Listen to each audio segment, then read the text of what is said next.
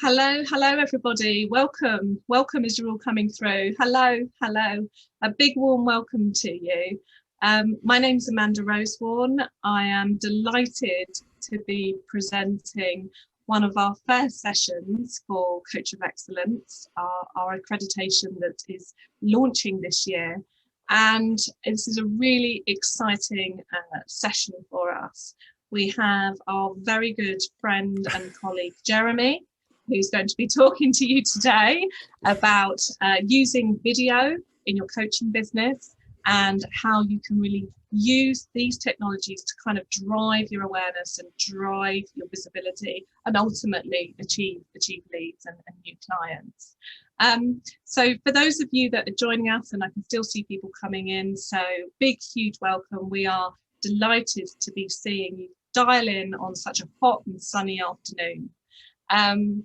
And really, I suppose the biggest thing that I wanted to sort of talk about before we go on to today's topic is, first of all, it's never been a better time to be a coach.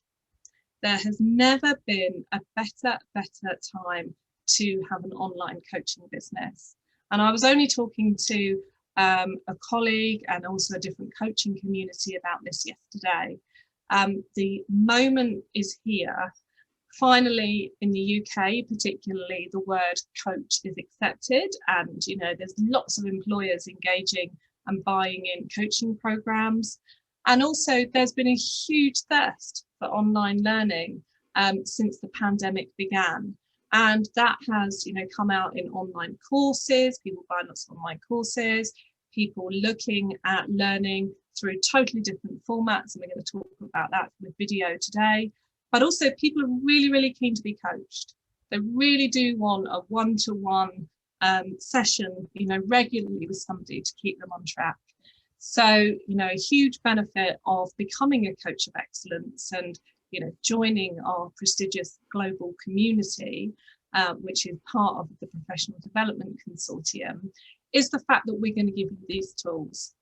We're not only going to make sure that you're a coach being the best that you can be within your particular sphere, whether that be, education, lifestyle coaching, professional coaching for the C-suite, addiction, whichever field you might focus in, or indeed you might be completely industry agnostic. But also we're using this webinar series to really make sure that we bolster your skills in your business and make sure that you've got enough tools and enough resources to assist you with all the other bits and pieces that you need in order to build a really successful and sustainable coaching business. So a big warm welcome. You're welcome to have your cameras on. You're welcome to have your cameras off. But just to let you know that this is going to be uploaded to a private YouTube channel and other people will be viewing it. So it's completely up to you, but just to let you know, it will be seen and viewed by others going forwards. So on to today. Well, hello, Jeremy. It's lovely to see you. I can't wait to hear what you're going to talk to us about in terms of using video in a coaching business. I know we've had some really exciting conversations over the last 6 months, 9 months about, the new world that is using video in coaching business. So I'll hand over to you to introduce yourself, because you will do it 10 times better than I will, and look forward to having a session packed with tips for our coaches. Well, firstly, thank you very much for inviting me. Welcome, everyone. And thanks very much for investing your time. And I've designed this webinar and very much, with I really want you to be able to take out actionable things that you can, if you choose to, go away and then implement straight away into your business. That said, we've got an awful lot to get through. I will be galloping at a pace. I apologize for that in advance. It's not my MO to necessarily want your brains to be leaking out of your ears. But as Amanda said earlier, this is going to be recorded. So it might well be something that you might want to look back afterwards when you're your head is probably going to be spinning a little bit at the end. It's such a huge topic, video, and like Amanda said, you know, alluded to it, in terms of there's never been a better time to embrace online coaching. That's absolutely true. And certainly, you know, we'll go through in a second and look at, you know, scoping the market out and stuff like that. And that is absolutely borne out by the search figures, frankly, that are coming out in terms of the search terms that you can look at. Right. So, I should introduce myself firstly. So I'm Jeremy. Do you know what I mean? I'll just literally dive straight in, and people go, why should I even bother listening to what you're saying? First, so I do kind of know what I'm talking about. Basically, I've been in TV for 20 plus years. In the last kind of 4 or 5 years, I've got really into the rabbit hole that is digital marketing. And the reason that sort of happened is that I've been a business owner for like 17 odd years, and I've always been looking. I'm passionate about business, and I'm passionate about owning businesses and small businesses, and helping entrepreneurs and business owners really sort of get the best out of video. And typically, and it's still the case a little bit now, is, you know, obviously the entry, the bar to sort of entry in terms of creating video content is now so low. And in the same way that Amanda, you were saying, you know, it's a great time to be online doing online courses. Well, it's never been easier to create your own video content. However, you know, there are some things that, you know, people do get wrong, and I'm sure we've all seen those kind of, you know, like memes that have been doing the rounds and all the rest of it. That's what we need today, Jeremy, is we need your top tips, you well, know, exactly, and on how to get it right, because, you know, we've all got a smartphone and we've all got our video function, and, you know, we're raring to go. Absolutely. So but basically the bottom line for me is bringing my sort of professional heritage, if you like, and distilling it down and making it sort of user friendly, so people like yourselves, business owners like you guys, can go out there and start creating content that is going to deliver you and your business ROI. That's the key thing, because, yeah, video is great, it's really good fun making stuff, but actually what you want to make, you want to be making stuff targeted to the right people, saying the right thing at the right time, so you get that ROI at the back. Right, so let's crack on with some of these lovely slides. So business uses of video. A lot of times people, you know, think of video and they immediately think, oh, it's a corporate video, it goes on a website. Actually, there are loads more ways you can use video. And I would encourage you, maybe not straight away, but think of video more generally as, you know, it's a multifaceted tool, and you can use it in so many different ways within a business. So one of the, obviously the main way today that we're going to be talking about is creating video content, using it for video content marketing, i.e., you know, you might decide to create your own YouTube channel, whatever it is, or doing videos and uploading them to Facebook. That is all video content marketing. It's a great way of positioning you and your business as experts in your niche, and getting, you know, exposed and getting to know new audiences of people, which ultimately you need, you know, in terms of, you know, providing that throughput of new potential clients into your business. I've just said social posts, blog posts, you can use it for website content. So that would be the sort of typical thing you'd think about, you know, an about me type thing on your website or whatever. Also, though, think about, you know, this might be further on in your video making journey. You know, there might be, I mean, video ads in themselves, YouTube ads, such a powerful way of getting in front of the right people very easily. For example, imagine you are wanting to get in front of people. You might be a lifestyle coach, for example. You might want to target the people that really like Tony Robbins. He's the only guy I know. Anyway, so you can put content, your content, right in front. You know, you can run an ad right in front of someone who's just clicked on a Tony Robbins thing. So you see what I mean? You can be so uber targeted as to where your ads are seen. And obviously there's a whole piece to be done about what physical thing you put in front of those people to make them want to engage with your content. But, you know, video ads are a huge thing, and definitely, again, something that people often kind of gloss over and don't really think about. The other one as well is video emails. If you're creating like a mailing list, typically open rates can be very variable in open rates, and there's a whole thing to be done about making sure that your content is always relevant to your audience and always useful to your audience. So what's Video, a bomb email, Bomb Jeremy? email is an app that allows you to, on your phone, for example, you can be out walking or be in a studio environment, whatever, create your own little nugget of wisdom, maybe 2 to 3 Okay. minutes long max, I would say. And it Yeah. allows you to compress the file and stick it into an email. Okay. So you're effectively, without getting too techy, you're not actually sending the file. What you're sending is a little kind of, it's almost like a mini boomerang to Yeah. attract the attention of the people that you're sending it to. They click on it and then they get served up your lovely little video file, and then they watch your, 2 minutes of wisdom or whatever. Yeah. That's so much more engaging than Yeah. just, combine it with copy.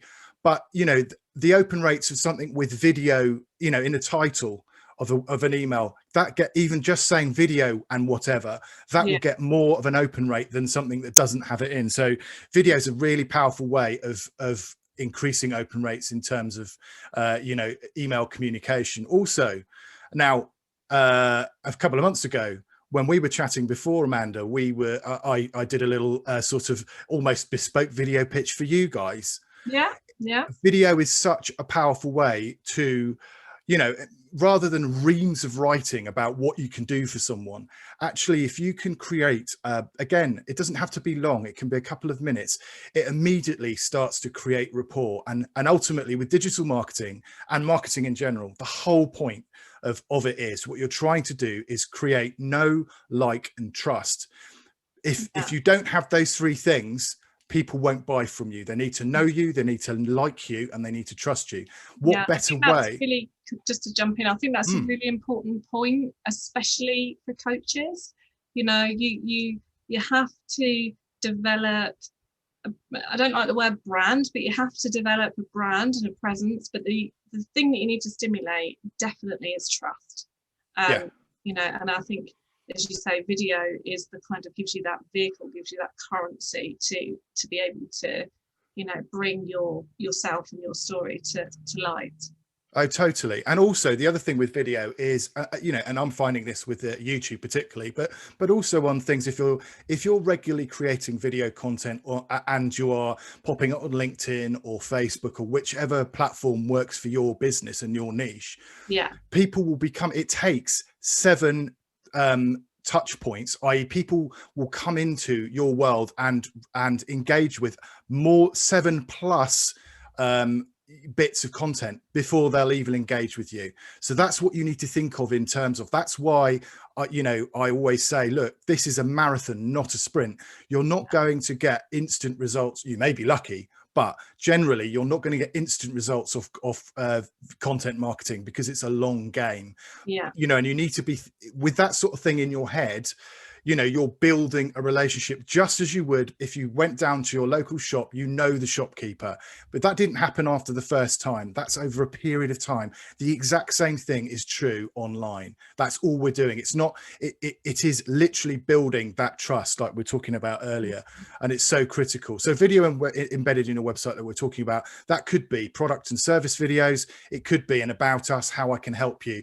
With about us, as if you're thinking you're going to create some video content for your website, which, by the way, is a really good thing to do.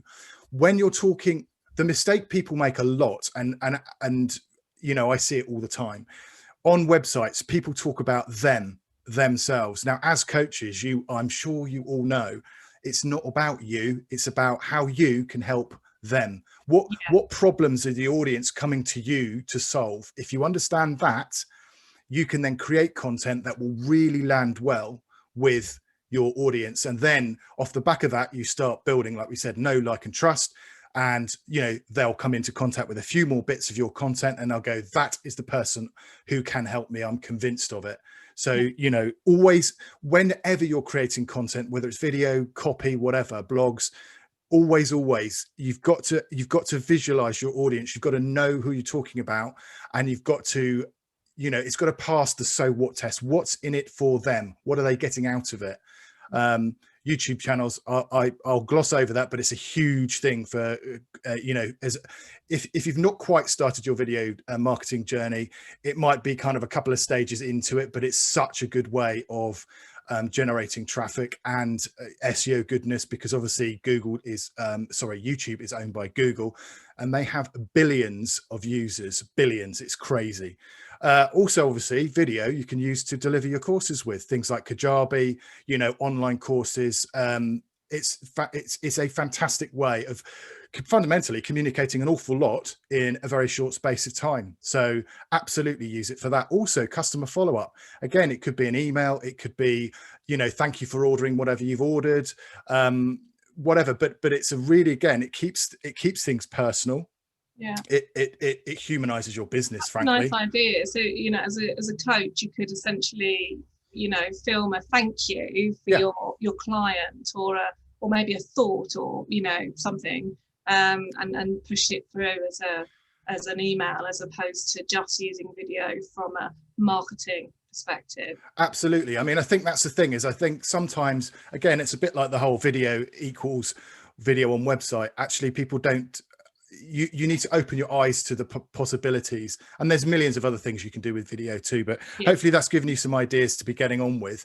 So the first thing to be doing in terms of, right, you're a coach. Okay, so let's dig in and go, okay, so this is from yesterday. I did a little cheeky I did a little cheeky a little bit of Google research. I typed in career coach in, and what you can see there, you've got the little red arrow. Yeah. And this is a super useful tool that Google does a lot of the legwork for us. You've got the autocompletes. Now, those autocompletes, that is based on actual searches that people are making. So right in there, in terms of, there's two things. There's, if you're thinking, right, what sort of content am I going to make? Guess what? You've got a load of content ideas in there. Career coach interview questions,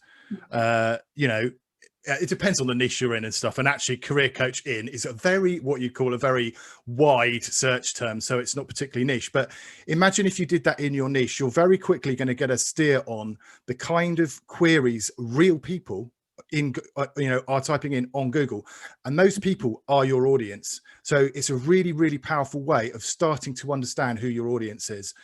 So I just typed in career coach in London, and magically this is what came up. Now, I've got some widgets because I'm an anorak and really should get out more, and I love digital marketing. So the stuff on the right, you won't have on your unless you're sad like me, you won't have them on your computer, whatever. But so what you can give us some tips though, Jeremy. Well, this is not in this session, but in another session about how we can get those bits of information on the right hand side.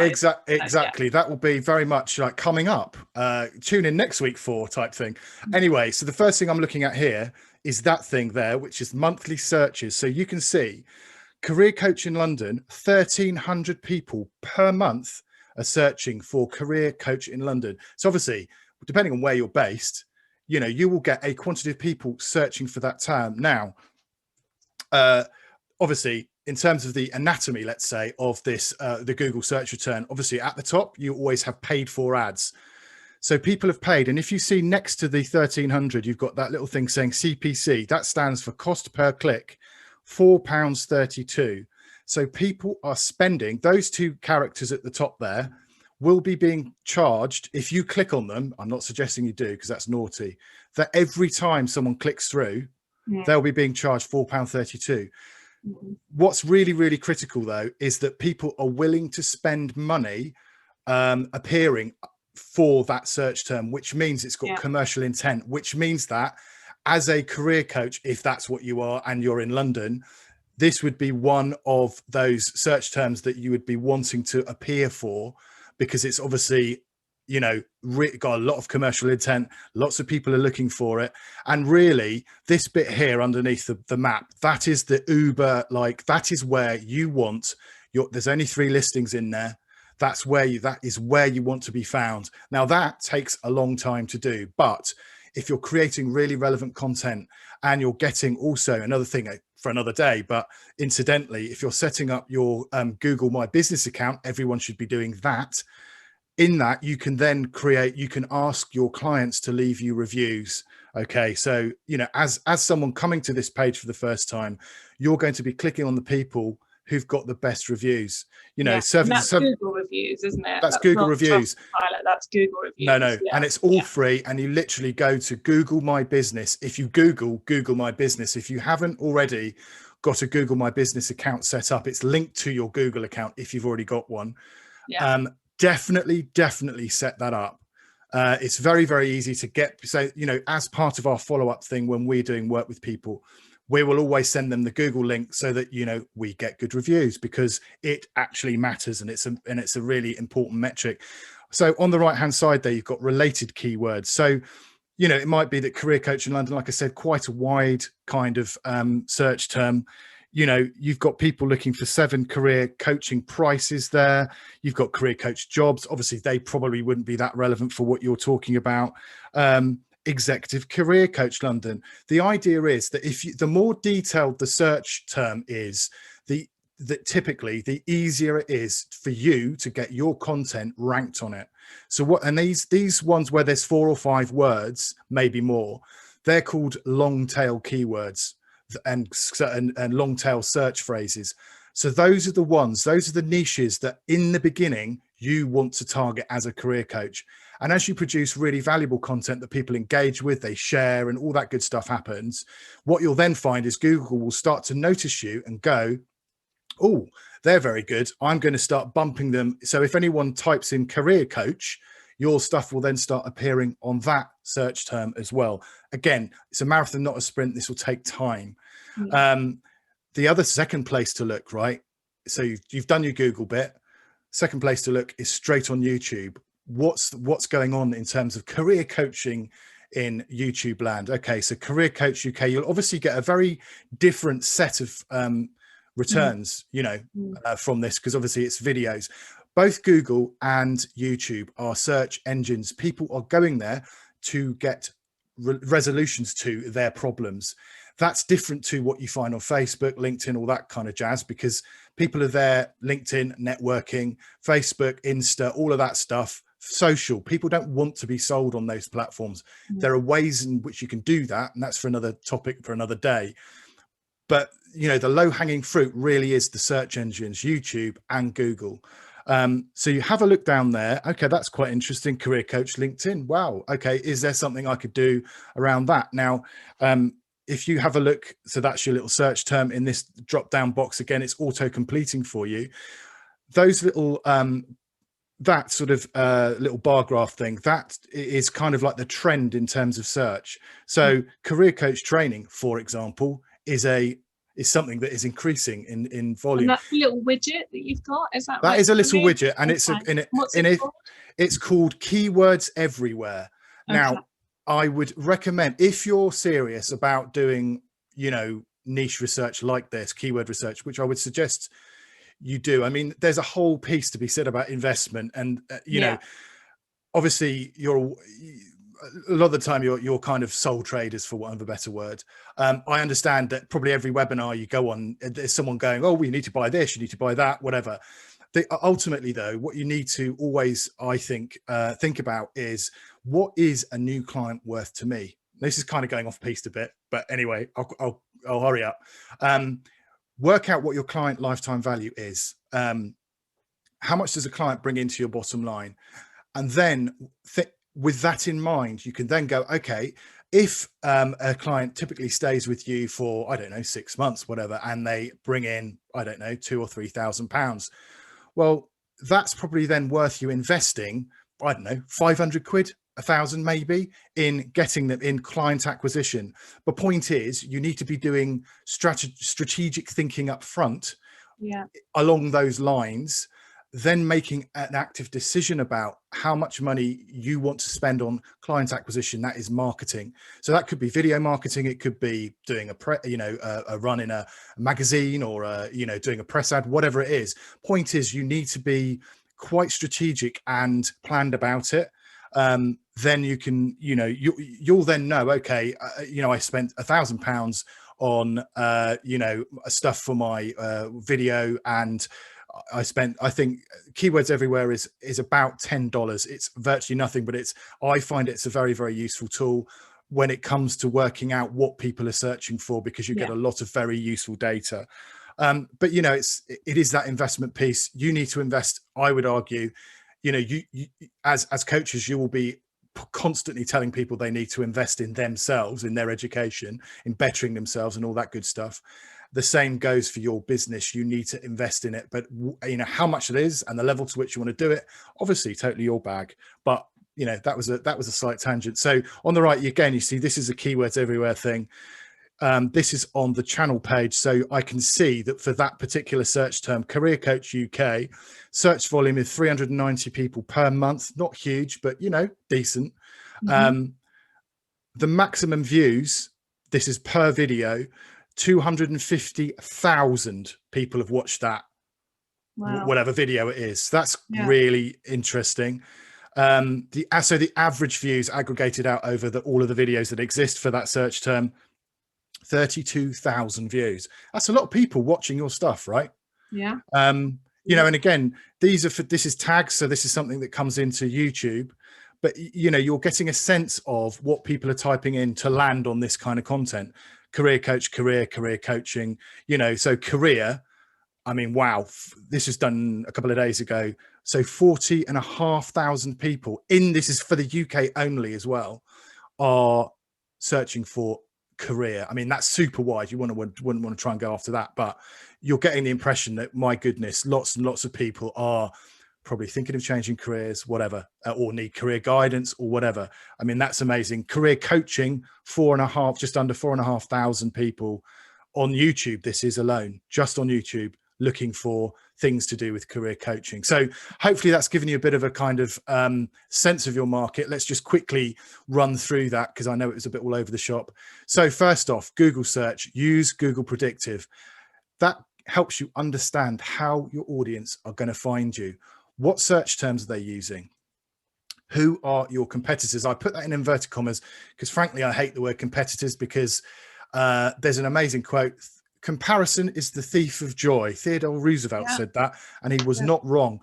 You know, especially when it comes to YouTube, you know, everyone's guilty of it. You look at someone, oh my God, they've got 1 million subscribers. They're making 75 billion pounds a second. Oh, I'm never going to do that. Well, look, actually, that chap or chapess has been doing it for 10 years. You've not seen the blood, sweat and tears they've put into doing it. So never compare yourself. Anyway, that's more of a coachy thing, isn't it? But anyway, don't compare yourself. But it's good to know what other people are doing and then be inspired by what they're doing. See the lie of the land. Don't try and reinvent the wheel, especially not in terms of content. Then go to YouTube, like we've just done, use their predictive.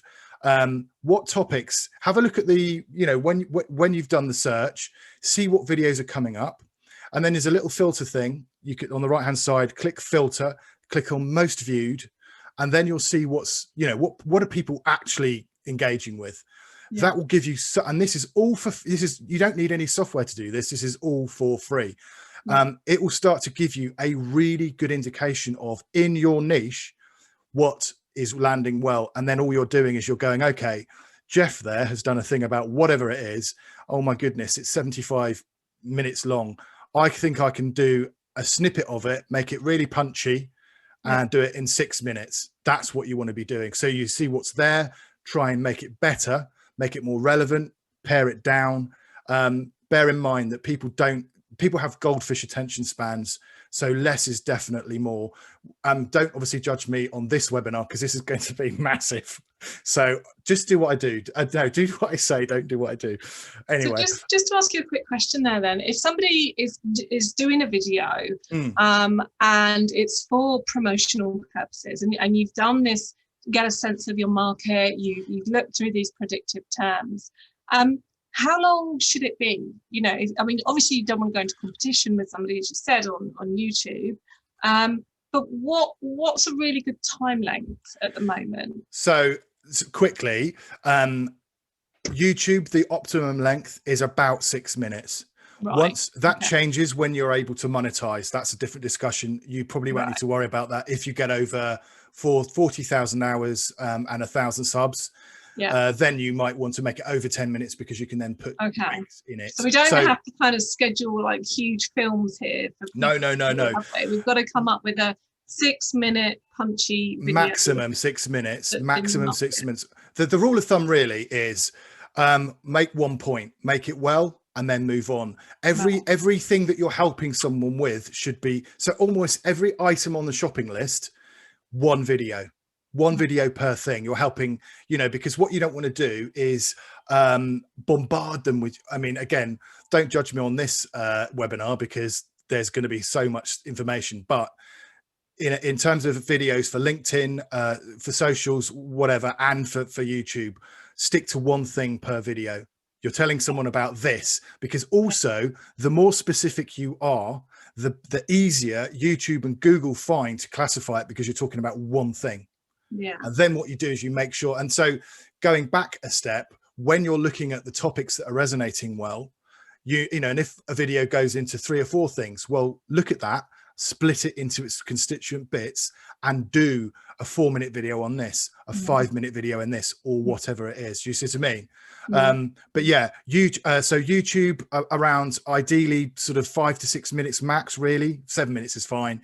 LinkedIn 3 to 4 minutes, but again, LinkedIn, upload it natively straight to their platform. Don't just link in fact, on that bit.ly link, I do a thing all about how to make LinkedIn love you, in terms of if you're doing stuff for YouTube, you can still use the same file, but you need to upload it to LinkedIn itself, because it likes that better. All of the bottom line for the social networks and YouTube and everyone is that they want people on their platform. They don't like it when you link off their platform to another platform. You've got to be uploading it to your own profile, to your own group. Exactly. So and then Facebook, well, Instagram maximum really 15 to 30 seconds, and Facebook would be under 2 minutes really. But you once you start looking at what other people are doing, you'll see how people make it work. For instance, a lot of times on LinkedIn, you will get people say they'll do 1 or 2 points in their kind of 2 minutes, 2.5 minutes. Then they'll be, to see more, go here. That's all you need to do. But yes, there's, with all of this stuff, I've got a whole channel's worth of nonsense that you can check out, that goes into a lot of detail about all these little technical bits and bobs. So make a note of the bit.ly link at the bottom there and scoot over to my channel, and it'll all be revealed, hopefully, and you'll get what you need from there. So the second massively important thing is to set your business goals, video goals / business goals. What do you want the videos to achieve for your business? Do you want to raise business awareness? Is that so? Are you after more traffic coming into your business? Do you want to position yourself as an expert within your niche? I.e., is it more of a branding thing? And I know we talked about that a little bit earlier, / traffic. If you are talking it like as an expert in your particular field, over time, and you're putting useful information out there that is, unique to you in your own way, and it has to be a value. It has to be a value. It can't just be something that's ultimately, with video content, it needs to be, you need to think about the audience, like I said before, and in a way, you want to leave the audience enriched in some way or other. It might be an insight that they didn't have before, or a way of looking at something that they didn't have before, which will help them do something else. Bottom line is, it needs to make their life better. I mean, I know it sounds very grand, but even with product videos, ultimately it's about how does that thing make the person who's watching that video's life better at the end of the day, and you focus on that. I just want to jump in there, Jeremy, because Katie's made a really good point in the chat, just linking it back to that. She says, I hate the people who go on video about telling me about what they're going to tell me without actually telling me. So, hi, in this video, I'm going to give you the exact secrets to a healthy life. Keep watching and learn, and tips and things. And actually, you've been drawn in by the clickbait, whatever that was, and then you're just like, okay, give me with your content. So and Katie's totally on the money, because you've got 7 seconds to do the hook, which is what we're talking about. Hook them in, but then you've got to get straight. And this is particularly for YouTube, but everyone really, for all the platforms. Don't do flashy intro graphics. Don't go, hi, I'm Colin and I do this and I was once there and I did. No one cares about you. They want to know, get to the good stuff, cut to the chase, right? So with somebody who's a coach and they're creating a video to establish themselves as an expert. Mm. And what they've got to be doing is, they've got to be giving the solution. So as you say, it's not, hi, I'm Colin. It's, I'm going to tell you or make you into, the best person that you can be in education or, improve your lifestyle, etc. What does that hook need to look like in those first 7 seconds? Sorry. It's very much, it kind of wants to be one thing that will allow you to do another thing. A lot of the time it's not I'm going to tell you 3 words that will make you a millionaire. It'll be I'll give you this that will allow you to look at something in a different way, which then could do this. Do you see what I mean? So because effectively, let's be realistic, you're dealing with something that you're going to talk about for 6 minutes. So a lot of the time you're giving them the next step on the journey. You're not taking them to the destination right away. Do you see what I mean? Because that pretty much most of the time isn't actually possible. So you're just you're just going, it might be a way of thinking about stuff, and I'm just sort of off the top of my head thinking in terms of coaching, which clearly I'm not a coach, but you know what I mean? So it might be just a hack, lifestyle hacks, reprogramming the way, reframing things, just little ninja tips. Those are the sort of things that go down really, really well. And it might not be massively, exactly, like little hints and tips. Those are the things that people, and you might have 5 in your armory of about, I don't know, productivity hacks, let's say. You just do a video on each of them, and the video can be 3 minutes, doesn't matter if it's not really long, and then you can put it out on LinkedIn. But the fact is that you're showing up. That's the whole thing. You're showing up and you're offering value and you're asking for nothing in return. So it's not about, hi, this is my tip, by the way, buy this book. It's actually here. You're not asking for anything in return, because again, that starts to foster that know, like, and trust. And that is what we're trying to achieve ultimately. So in terms of back to video goals, do you want to close more clients, and is it more of a conversions thing? The thing is, if in your own mind, this is about taking a step back, if you're strategic and where you're wanting to get to, and what your business needs, then that will determine what kind of video content would be better to start off with, and then you can plot where you want to get to, in increments, rather than trying to do everything at once, because then it will just be a bit of a mess. So why is it so critical to know your audience? Well, ultimately they will become, hopefully over time, your potential customers, and then they will become customers of yours, and they'll obviously underpin your business. If you don't know who they are, how do you know that you're selling the right thing to the right people? You don't. You need to understand, and that's why we started with all the kind of Google searching and YouTube predictive and stuff. You need to understand what they are searching for, the problem they have that they want to resolve. If you can demonstrate that you can solve their problems, you become a guide in their life. That's what you want. That's where you want to be. It's not someone selling a widget.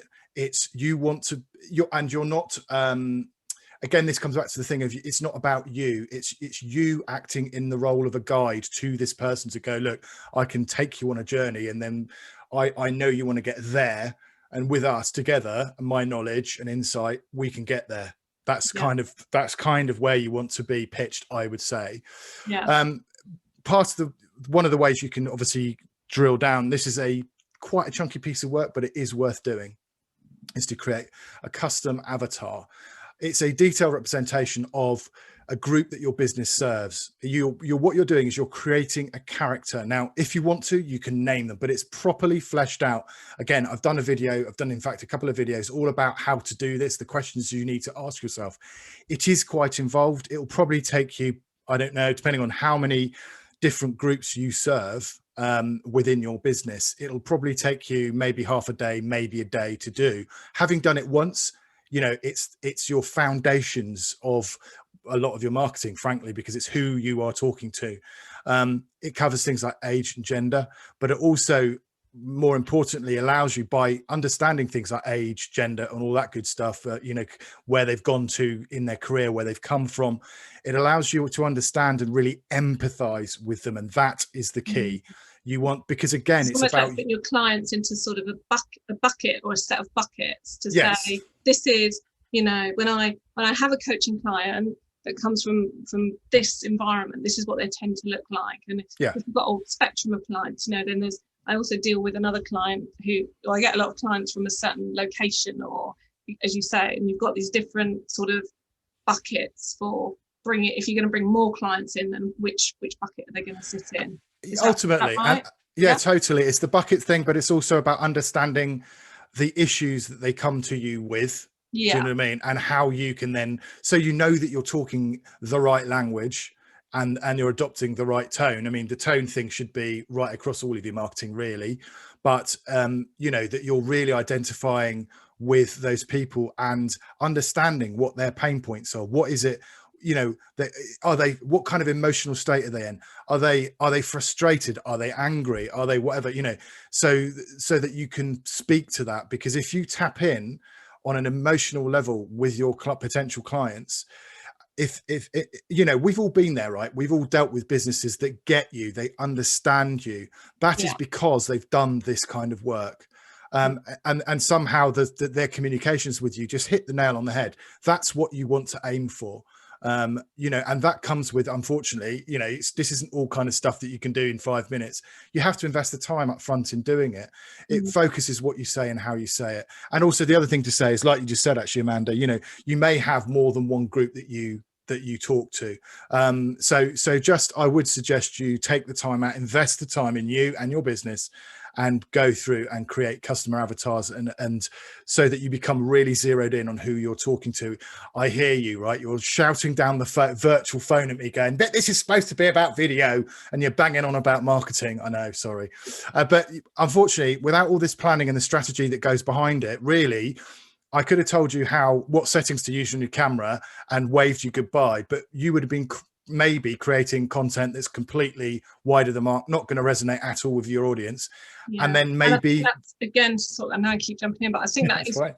It's a really important point, because we've seen coaches, we've worked with some coaches who have got started and they've soared to the heights, and, you know, got really successful, sustainable coaching businesses. And then we've got, you know, we know other coaches that are fantastic, but they get quite frustrated with this digital marketing piece. And I think it links back to one of the conversations we've had before, which is you can spend so much time on your digital marketing. You can spend so much time creating content, but if you've not done your research and you don't know what you're going to say and the reasons why you're doing the video, and you've not got your buckets and the people that are going to you're focusing on, or the group that you are, then it's kind of going to be a waste of time. Exactly. I mean, and ultimately, like we said before, it's all about creating video content that's going to resonate, help your clients, your potential clients, and deliver you as a business person some ROI. You know, that's what it's all about. So like I said before, you need to be zeroed in. Absolutely. What you're saying, who you're saying it to, what time, and on what platform. All of those things are absolutely vital. So anyway, here we are. This is all the geekery nonsense that you're probably wanting. Well, I'll say it's a blue square. So obviously you need an ideas and script section, so you need to know what you're going to be talking about. Like we said before, less is more. Keep it simple, one subject per video. Okay. Audience, again, to reiterate, it's really important. Who are you talking to? And always, whenever you're doing script outlines, whatever you're doing, even if you're doing blogs, approach it from, if I was reading this, if I was my customer, what's in it for me? What am I as my client getting out of this? If it's a bit of fluff, bin it.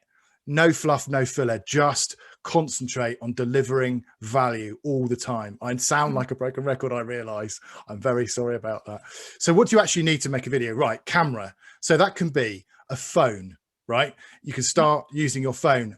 I presume everyone here has got a phone. So you can start, there's no excuses. You can start making video now, well, after this is finished, but you can then go up to sort of like a vlogging camera, which we'll talk about in a minute, or you can go up to obviously DSLR, which are the ones with the interchangeable lenses. Anyway, lighting, you're going to need to light your beautiful faces. It can be daylight. So this is a mixture. I've got an artificial light there and a real sunshiny light coming out in from that direction. So you need to think about lighting and making sure you're lit nicely. Obviously, sound. You need to be able to hear what you're saying. Nothing will switch people off quicker than if they cannot hear you. People will put up with, and this is why I say start filming on your phone, because I know it's not going to look like ET or Star Wars. It doesn't matter. You know, people will put up with slightly wobbly footage, but they will not put up with not being able to hear what you say.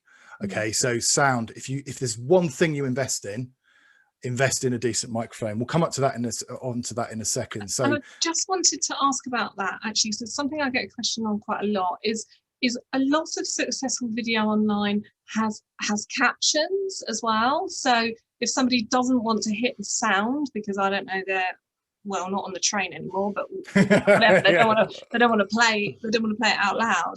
Is getting the captions in. And getting yes, that piece of software in as critical as it is, that if someone's got the sound on, that it's really good. Yeah, well, I mean, yes, there's this isn't a slide actually, so this might be a write it down guys type moment. There is a very good sort of app service, whatever you want to call it. So once you've made your video, they are called rev.com. You need to create an account. What they will do, it's really worth, as part of, if you're creating video for LinkedIn or for YouTube, really, really worthwhile, precisely like you say, Amanda, because obviously people a lot of the time will watch your stuff with the sound off. So closed captions, they're called, are vital. So these are the ones that are kind of black and when you're black and white sort of thing. And Facebook try and do it automatically, and not very well, frankly, because it's AI. Rev.com, rev.com.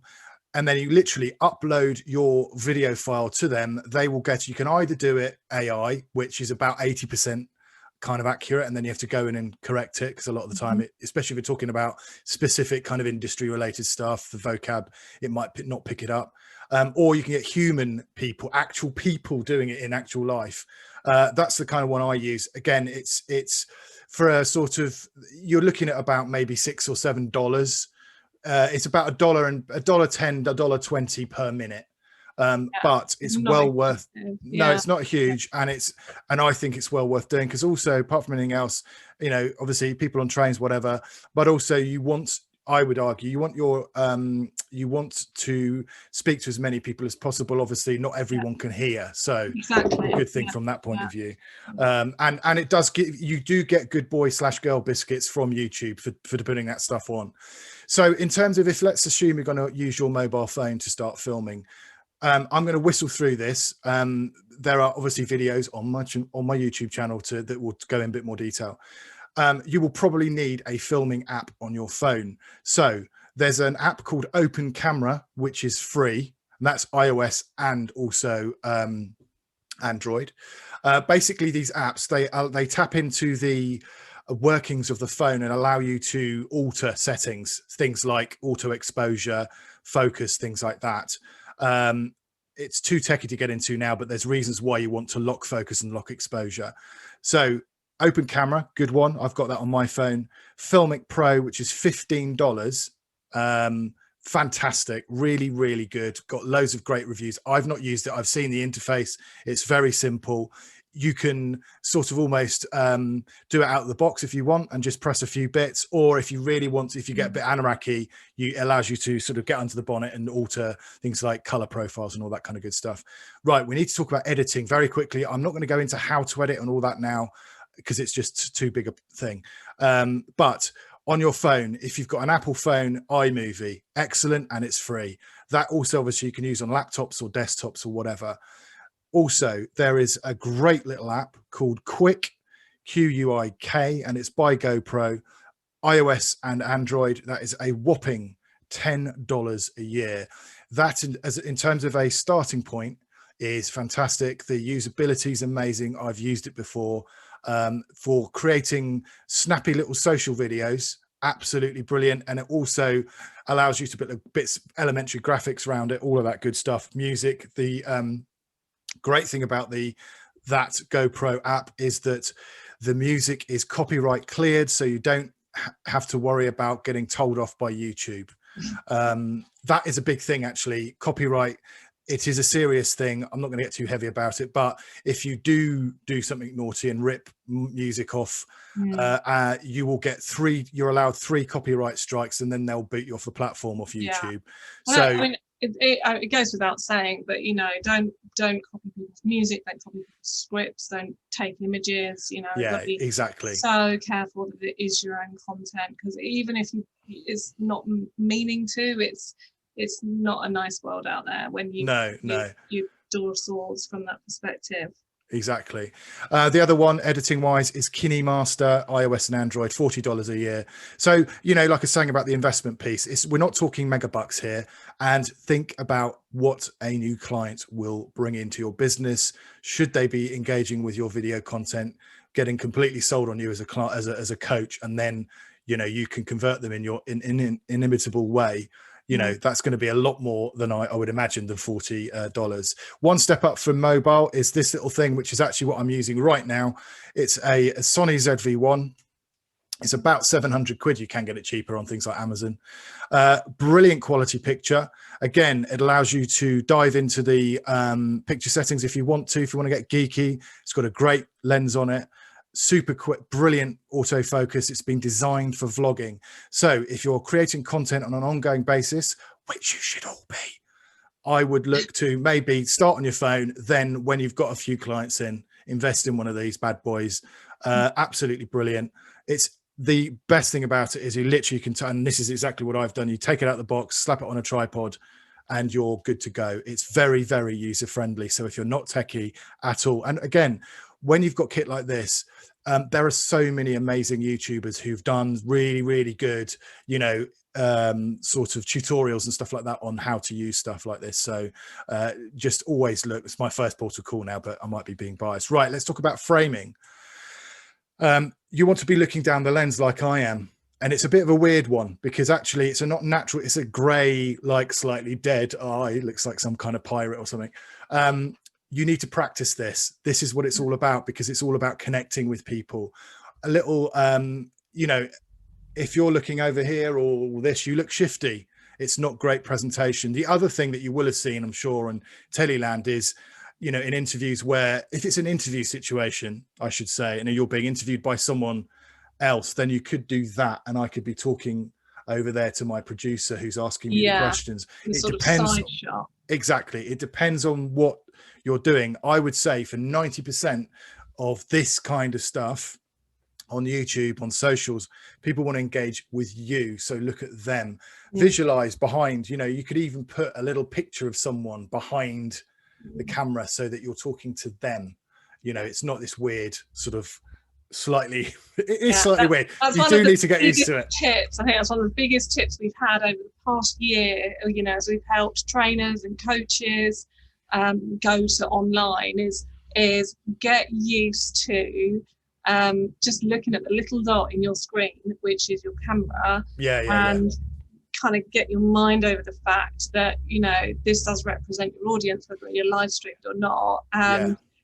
Unfortunately, we're not talking to faces at the moment. We're talking to these little dots, and do it on an exhaustive level until you're really practice. I mean, and also this is the other thing, and this is not a slide, but it's a bit of a thing, is that, you know, I understand, right? It's taken me 3 years to be doing this kind of stuff, right? And I've been working in TV for over 20 years, because I'm slightly over 25. Could you believe it?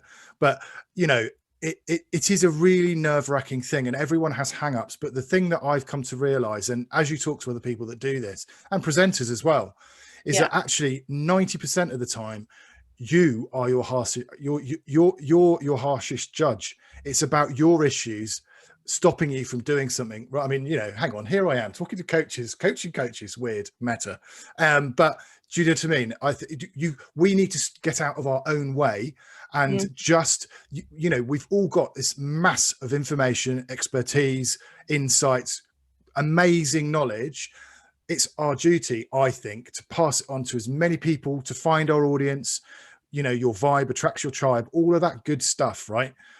You know, almost you have a duty to try and impart as much information as you can out into the world. Do good things, you know, and I think it's a good thing, but we need to get out of our own way to allow ourselves to do that. That was a slight tangent, sorry about that. Right, let's talk framing right now. So, oh my goodness me, how many times have we seen this? The up the nose nostril, horrible nostril shot off a Zoom thing, right? Also, so think about the angle, right? Eye lines we'll come on to in a second, but my camera is slightly above my eye line. It's very good for these aging jowls to be looking up towards the camera, right? So top tip, guys, do that. Always slightly above, not like that, but you just literally, it's about, you know, that slightly above my line, but it's good, and it's sort of, it's as a posture, it just feels good to me, but obviously find your own way around that. Background, always think about what's in the background, not too cluttered, all of that good sort of thing. Check there's nothing poking out of your back of your head like plants and all of that kind of thing. Just pay, I know that we're making, you know, what could be perceived to be throwaway certainly if you're doing socials, you know, 2 or 3 minute videos, that kind of thing. Always remember though, that people will judge you on, having to say we're our own harshest judges. People will, what I'm talking about is they will judge you as a business more. Yeah, right? I think that is a really important point to make, and it's something that we do talk to coaches about at the moment, because when you're face to face as a coach, you're going to dress and look in a certain way, and you're going to conduct yourself in business in a certain way. And that might be because you're doing a face-to-face coaching session or program, or you're having a meeting, or you go to a conference or whatever. We're at home now, we're online, and sometimes we've got, you know, home backgrounds and home environments going on. And definitely the playing field's been leveled. That's all okay. People don't mind your cat jumping over you, or, you know, plants and things like that. But if you're going to be a professional coach and have a successful coaching business, these pictures, as you say, they're not illustrating or demonstrating that you're a professional. And I think what you look like is one thing, but your background and your environment that you're presenting yourself in is absolutely critical. That's definitely a shared top tip from me. Brilliant. Well, yeah, it's absolutely, and it doesn't need to take ages, but just consider it. And also, if you're like, you know, me, I'm always, most of the time, filming in this environment in terms of the sort of webinar stuff. So it's not something you need to do all the time. You just need to, but just think about it, consider it. Because particularly on YouTube, it's evergreen content. It'll be there for a long time, you know, so just think about this kind of thing. So we don't want to see any of that. We don't see, no more nostrils, no more nostrils. That's my new catchphrase. And no more rubbish in the background. It's really annoying. And also things like, you know, hilarious office jokes where people have written rude things or done something on the whiteboard behind you or whatever. That's why I have to clean my whiteboard, because my daughter always comes in and draws stuff on the back of it. Anyway, eye lines, like I was talking to you about, that's to do with sort of imagine the computer is effectively the camera, right? So you do not want to be looking down at the camera. There's a reason for that. Psychologically, it puts me in, if I'm looking down at you, I am superior to you psychologically. It's not a comfortable position for people viewing. Now, you'll see lots of weird and wonderful camera angles on things like dramas, but that is done deliberately, because it's, you know, either to make you feel on edge, if it's like a, you know, Line of Duty or something like that, you know, but these are dramatic conceits. The reason they're using the angles they're using is deliberate, very deliberate. And to make you as the audience feel in a certain way. When you're talking to people, you want it to be comfortable for your audience, right? So do not do stuff down the eye line, you know, below the eye line. It just doesn't, it's uncomfortable, and people won't necessarily know why, right? But they'll just feel slightly weird about it. This is on the eye line. This is slightly above the eye line. Like I was saying, that is what you want to aim for. It's flattering. You feel like you're on an equal footing. It's natural. It's how you would, in this, you know, if you're in a room, you would be looking at the other person's face, and you wouldn't, you know, you wouldn't put someone on a 6-foot stool, would you? You'd just be sat, you know, as if you would be at a pub or whatever. Anyway, that's enough. And here's a bonus presentation tip. So obviously we're talking about it, look at the camera. Okay, so if you, and on the like Amanda was saying, on things like Macs and all the rest of it, sometimes the cameras are tiny, and also on your phone the cameras can be tiny. So just get one of those little post-it, Sorry Jeremy, you froze slightly. I don't know whether that's just me, but if you could just recap sorry, the yes, last 5 seconds or so. yeah, sure. So what I was saying is always looking down the camera. Now, obviously for mobile phones and also Macs and stuff, the web cameras, they're tiny. So top tip is to put one of those little arrow type post-it notes, or just stick something slightly by the lens. So you always know, if you're out and about filming on your phone, you always can see, it's very obvious where the camera is. Don't look at the screen on the phone, look at the camera, because the eye line looks very odd if you don't do that. So that's your little bonus tip. So as I was saying, sound, so important. Haven't got loads of time to talk about all of the different ins and outs. Let's talk about personal mics. So those are the ones, they're called clip mics or lavalier mics. They are really good for very directional, and if we're doing stuff like this, if I wasn't in front of a sort of more vloggy sort of podcasty type mic, they're really good subtle things that you can just clip on and trail the wire somewhere, and on your phone or whatever. They are really good at picking up very good quality sound. You can pick cheap Chinese ones up for sort of 15-20 quid. They're fine to start with, but again, if you are going to do this properly, in inverted commas, and you're taking it slightly seriously and you want to invest in it, I would say get the best equipment you can afford, right? At any point. So the Rode Lav Mic Plus, which is the one there in the slide, is about 55 quid, but it's very good quality and it will last a long time. You can see there, you literally just plug it straight into your phone and clip the microphone on and you are good to go. So let's briefly talk about light. Now, again, it's a bit like the up the nose shot. This brings me out in hives every time I see videos like this. Is from YouTube, right? So I'm looking at that shot, and my eye immediately isn't going to the guy and what his amazing knowledge and wisdom that's going to come forth. I'm just going, oh, what's outside? That looks really bright. Yeah. Why is he by a fire escape? Completely and utterly wasted his time, really, because I'm not concentrating on him. Everything is, in terms of the lighting, everything's, and it could have been sorted out either by moving where he was. So don't shoot into the light because you become a silhouette like that. You need to be facing the light, ideally. Okay, so if you're lighting by daylight, face yourself into the window and put the camera effectively in front of the window, so that your face is beautifully lit by daylight. Daylight's a very good source of light. We do not want to see any more of this nonsense going on. Sound like a teacher. So basic lighting from the front, you can do it with one light. You don't need to have, billions of watts of light everywhere. It doesn't need to be really exciting, a big old rig. Why from the front? Because it's the simplest way, frankly, of creating a really nice balanced picture. Soft light. So we'll show you in a minute, but there's like ring lights which you've probably seen loads of people use ring lights, which are the ones typically that they use on makeup tutorials, that kind of thing. Very, very flattering light. I've got a soft box here, which I'll show you in a second. It's diffused light. It's wrapping around my face, which I hope you notice makes me look fabulous. From the front though, it minimizes the shadows and it flattens your features and it sort of hides blemishes. So it is super flattering. You only need one light, like I said. And if you light, again, a bit like the camera, if you're putting the light behind the camera, if you're using artificial light, then again, just raise the light slightly above. And rather than blatting straight into your face, what will happen is if you put it straight facing at your face on the right there, you can see a little hot spot. So to avoid that, you just you elevate the light slightly and just pop it over the top of the camera. So the kits, right? This is a lovely chap here. You can see why ring lights, frankly, were always used historically for portrait photography, because they're very pleasing. That light is, again, a bit anarchy. I should get out more, I know that, but that was shot with one light, and you can see the contours and everything in his face.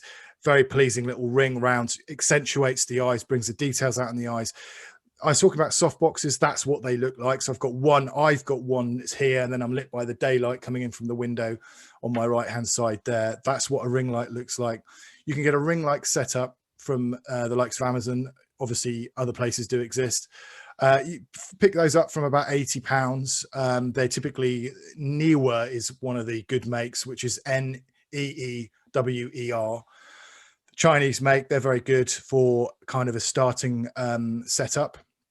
Don't do what I did. And this is someone who is a director of photography / lighting cameraman for a living. I ordered some lights and they turned up with no stands on them. So make sure when you buy, when you click on them, make sure the kit comes with stands, folks. Always start with soft light. So either soft boxes, ring lights. That's what you want to start with, because it's super flattering. And again, you know, for an £80 or $90-ish investment, it really elevates that production quality. And again, it will mark you out different amongst the sea of average.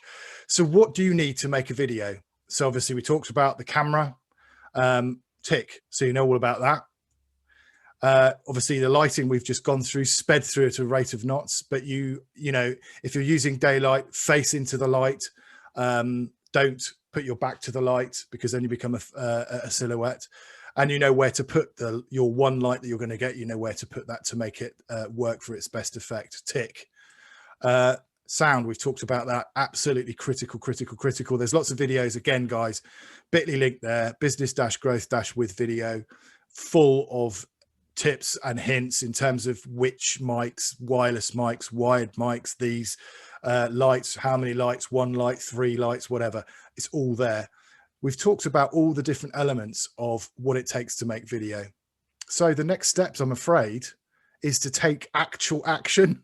Yeah. And there's a reason it's lights, camera, action, because you need to do something at the end of all this. Scope out your market, get a feel for, you know, where you sit in your niche. What content's landing well? Who are your competitors? Make sure you're really crystal clear and distilled in terms of your business goals for your videos. What do you want them to achieve? Yeah. Who is your audience? And always add value and share your expertise and passion. Like I was saying, you know, you have a wealth of gifts to give the world. So you owe it to everyone to get in front of the camera and share it. Don't worry. You're not immediately going to be Dermot O'Leary, right? He's taken a long time to get as good as he is. Like him or loathe him. But, you know, sort of, you know, they all take a long time to get to where and it's a skill. You need to learn it. Okay. And you practice. Your first videos are going to be your worst videos, but you've got to just keep on doing it. You've got to get on the horse, haven't you? That's absolutely. Keep going. Yeah. And again, don't judge yourself too harshly. And don't compare yourself to people who have been doing it for years, right? You know, you're not going to be Jeremy Paxman straight away, and that might be a good thing. You've got a downloadable business video guide thing. If you want to download that, absolutely brilliant. Check out the channel. There's loads and loads. There's over 100 odd videos on there, all about technical things, strategy things, all of that. Also, let me know. I want, you know, my whole mission for doing all of this kind of stuff is to help business owners like you. So whatever you're coming up against in terms of roadblocks, tell me about them. I want to know, because then I can create super relevant content that will help you create great content, and then, you know, make your business not just survive, but frankly, we need everyone to thrive. That's what we're about. There you go. I hope that was of use to you all. That was brilliant. Thank you, Jeremy. I mean, it was so packed full of, you know, tips and advice. And I think, you know, thinking about it as being an investment, not only just of your time, but also of your money, you know, is I think really critical where coaches are concerned.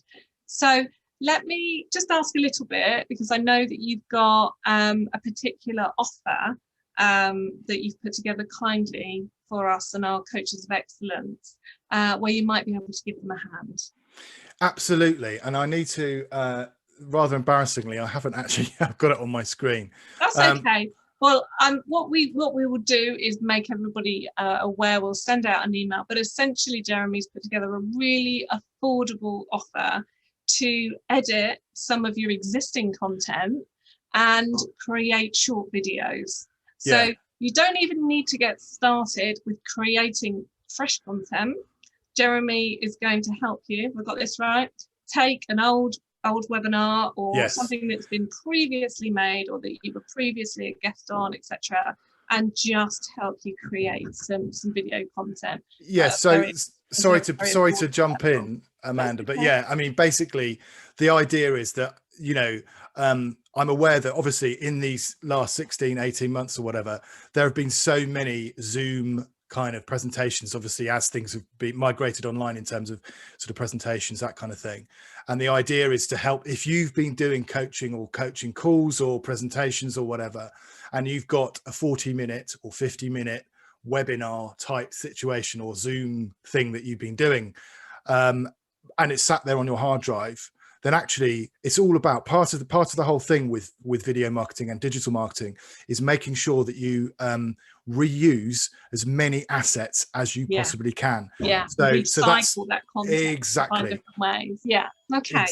So that's what this is all about. So and as I said, be in touch with everybody about that. So we've just got a last couple of minutes, and I'm just wondering if anybody's got any particular questions that they want to ask you.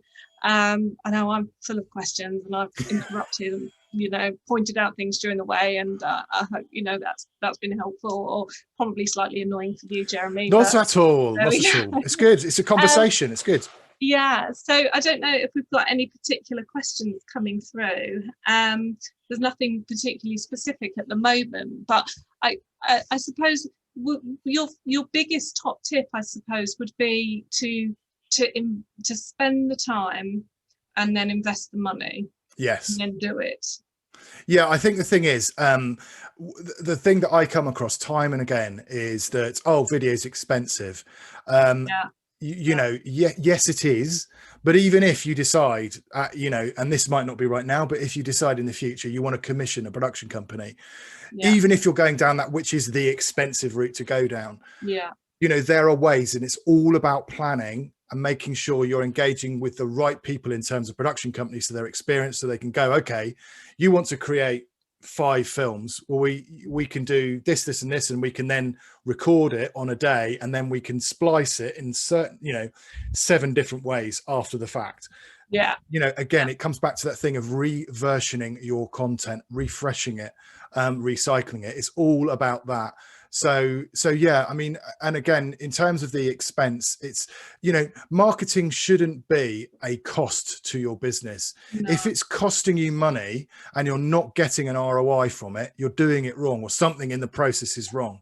So, you know, that's why I go on about it. I always urge coaches to, when you look at your business and you look at how much you want to achieve in terms of earnings, then that's fine. That's your gross. But you need to deduct your operating expenses, and you need to, you know, you need to work out how much you're going to invest in marketing, because you're going to need to invest something. Otherwise, you know, we're not going to get anything out of thin air here. Yeah, I mean, ultimately, you know, customers and in a flow of customers into your business, that is the lifeblood of your business. If you don't have that, frankly, you've got no business. So, you know, it is all about that. And again, I would say, you know, don't feel like you, I mean, I know your brains are probably, your heads are probably spinning a bit after all of this sort of information crammed into them, but don't get overwhelmed. And that's very easy for me to say, but take one thing at a time, do the strategy, really get clear on where you want to go, who you're talking to, all of that good stuff. And then you can start filming on your mobile phone, try it on that, get your presenting chops, you know, up to par. Do some stuff, upload it, start to build those relationships with those potential customers, you know, on LinkedIn or whatever the platform is that you're going to go for. You know, the key thing is to start. You've got to start. I think that's it. You know, I mean, just to sort of share on a personal aside, you know, we were always people were always having the conversation with me, and Amanda, you watch this in video, you need to be on webinars, you need to do this, and I was pretty much a dinosaur, you know, and then the pandemic came along, and oh look, you know, we've been doing webinar series now for over a year, and it's it's something that you just have to start. You've just got to, you know, get your mind around it. Absolutely, absolutely. Well, listen, guys, I really, really hope you got Thank some you, value out of that. Jeremy. It's a Yeah, pleasure, and really hope helpful. Thank you so much. no And we'll look worries at forward all. to welcoming you back perhaps for another session. Well, absolutely. And I would say, guys, again, I'll reiterate what I said right at the beginning, which is at the end of the day, you know, it's all very well me prattling on and almost second guessing what your issues are. But I really would value your feedback, obviously, on this session. And obviously, if you're watching back on replay, but also I really would be interested to know from you, what are those things that are preventing you from making that first step, from starting your video marketing journey? It's you know, I know we keep banging on about it. It's so important you just get on the horse and start doing it.